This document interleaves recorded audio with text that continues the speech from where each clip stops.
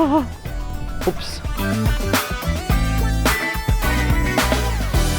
Well, well, well, what a great few days I have had aboard this bike, the Pivot Mach 4 SL. This bike lobbed into my life just a few days before the port-to-port stage race, giving me the perfect opportunity to put it through its paces in the environment in which it's intended to be used, because it is a race bike after all. I needed every little advantage that these legs could get, and this bike certainly delivered. So let's cut to it. Did we like this bike? No, we absolutely loved it. And to be flat out honest, it's hard to envisage a better bike for that kind of racing. In case you missed our earlier first impressions piece of this bike, here's a quick recap. It's a follow-up to the very popular 429 SL. The frame looks very different, the shock position has changed, and it has allowed Pivot to shave 300 grams of weight out of the frame. The geometry is much more modern than the previous bike too. The chainstays are a lot shorter, the reach is longer, the head angle is slacker, and it is all built around a 120mm fork, though they do offer a 100mm version of this bike too for the out-and-out race heads there. As a result, this is a thoroughly modern cross-country bike that isn't so pigeonholed to smooth racetracks. Pivot aren't just dipping a toe in the water here with this bike. They have a huge number of different models available, from a XT spec with a standard remote lockout lever through to versions with the new SRAM Access wireless shifting. There's a bunch of different price points, though it must be said they're all pretty expensive. Actually, no, let's change that. They're all very expensive. So what model are we on? Well, this is the XTR Team Live Valve version.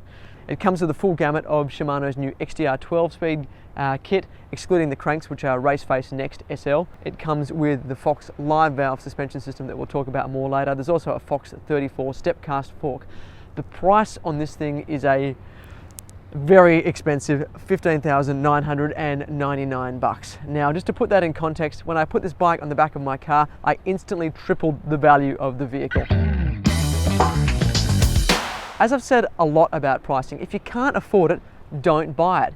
I shop at Uniqlo, I don't go to Seville Row, but I'm not annoyed by the fact that someone's going to spend $5,000 on a suit.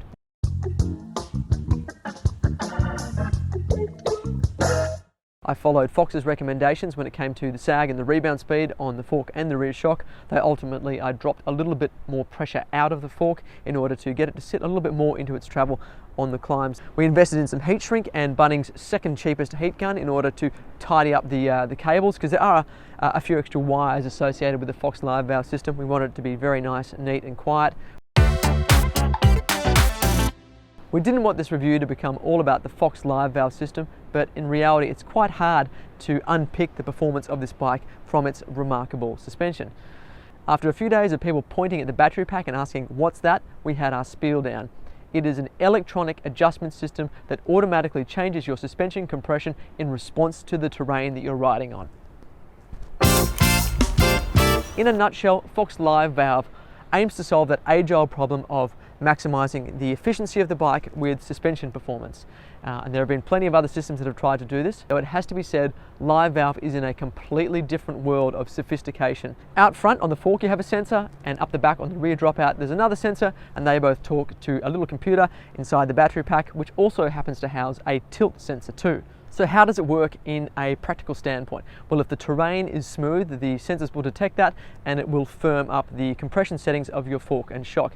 As soon as your fork or rear wheel encounters a bump, it'll open up the suspension in 3 milliseconds, allowing it to operate as it would normally.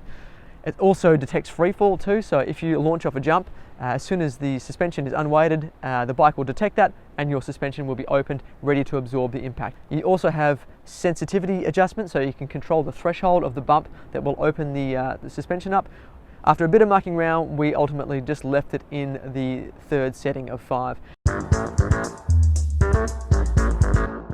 The $1 million or $16,000 question, does the system work like it claims? It sure does. In fact, it far exceeded my expectations for how this system was going to perform. Deep in a race stage, on that third day of port to port, when you're suffering up that long horrible climb and you're accidentally spitting on yourself and your face is tingling, the last thing in the world you want to be worrying about is your lockout lever. And with this bike, you don't have to.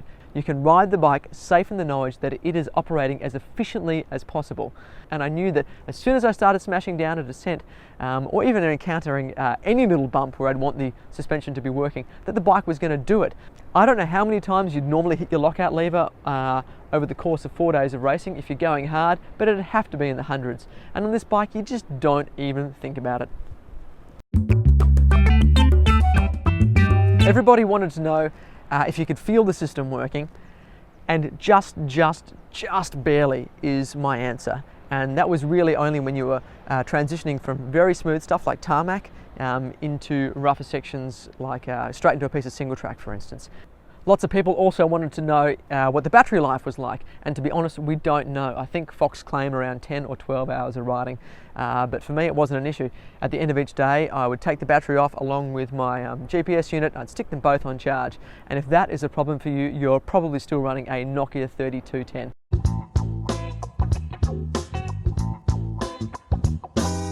The question arises, would we buy this bike without the Fox live valve system? And the answer is yes. That said, if you were going to be handing over, say, $12,000 for the XTR version of this bike without live valve, we'd definitely be tempted to say, spend the extra money. The performance that you get with this system is just going to blow you away. And if you're the sort of person who just has to have the best of the best, well, here it is. Treat yourself and get some sprinkles on your soft serve. We were worried that when Pivot dropped 300 grams out of this frame and went to such slender tubing, particularly through the rear end of the bike, that it was going to lose some of those traits that we really like about Pivots, namely that they are stiff throughout the frame and they track very well with front and rear wheels working together in tandem, going exactly where you point it. We're pleased to say that Pivot have managed to strike a very good balance here. Yes, it is a little bit softer overall than, say, the Trail 429 or something like that, but it's still a bike that is very happy to get amongst it and to play. If you sail it off a water bar or slide it with your foot out through a corner, it feels very comfortable and nice and composed. Having a full 125 mils of travel on the dropper post, along with a 34 fork and nice and wide 760mm bars, really frees this bike up and certainly makes it more capable when the trails get rough, and gives it the ability to be used as a lightweight trail bike, not just as a race bike too. You've got a 67.5 degree head angle, and with a 75mm stem, the feeling that you have is one that is nice and confident, and that again is perfect for multi-day racing, because when you're tired and your brain has gone to sleep and you're making stupid decisions, you want a bike that is going to help you and not force you into a white-knuckled fight down every descent. I will comment that the seating position does feel a little bit on the slack side for me. I'm one of those people who likes to ride a long way forward over the bottom bracket. I run my cleats as far back in my shoes as I can get them. And so to get myself in that position where I felt like I was delivering power directly down over the bottom bracket, I had to push my seat right forward in the seat post.